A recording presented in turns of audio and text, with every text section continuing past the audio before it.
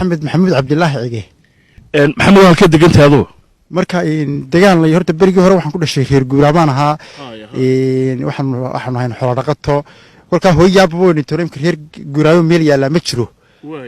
kolka hooyana aabbahay keligay bay u dhashay maxaan ku dhahdaa marka imka muddo 5 sanadood ba socod kalaan ku jiro waan iska siyaxaayo lugtu ilaahay sakhiray subxaanahu muddo 5 sanadood lugtan ku jirtay oo ilaa xagada lugaysa marka kolka ilaa Boosaaso waan gaaray maxaan ku dhahay halkan ilaa Djibouti waan ka gaaray halka ilaa Ethiopia meesha Higley leeyahay waan ka gaaray kolka nin u dhashay baan waddanka Soomaaliland waxaan ku dhashay meel halkan oo la yiraahdo qorofka cadaga leeyahay baan ku dhashay oo magaalada Hargeysa u jirta 60 kilomitir maxamed marka lugtanaad lugaynayso maxaa faa'iido kugu jira horta cilmi sirta dadku ma wada gaadheen nin sir la baanahay waxa ilaahay xaqiisa sir ka siiyay kolka wala tababaraya waa tababarka awliyada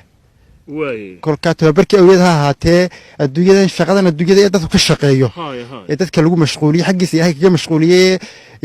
nimcadana laga helo ayaa aniga si kale la nimcaynayaayo marka nafarta jirka gaaro ayaa wax si kale aniga wax la siinayo xagga ilaahay imis jir ma taymka waxaan hay 30 jir waxaan leeyahay 30 jir marka waqtiga sheegaysa 3 sanadood kaliya kaaga haray saddexdaana mid lugaynaysa marka marka nafarta jirka gaaro insha Allah sidii sirtu gula ballantay ina fariistaaban ku rijo weyn subhanahu wa ta'ala marka maxamed waxaad ka warantaa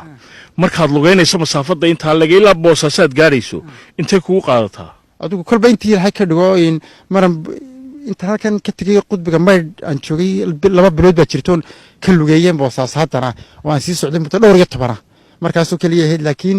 inta badan intan Hargeysa ilaa intan joogno ilaa Hargeysa ilaa haddii rabbi xugmayo ceergaabo muddo ilaa dhowr jeer ka noqnoqdaayo waana wax ilaahay sakhro waxba kuma noqdo dadkuna way soo dhaweeyaan way marti galiyaan waana la wada barto waa la yaqaanaa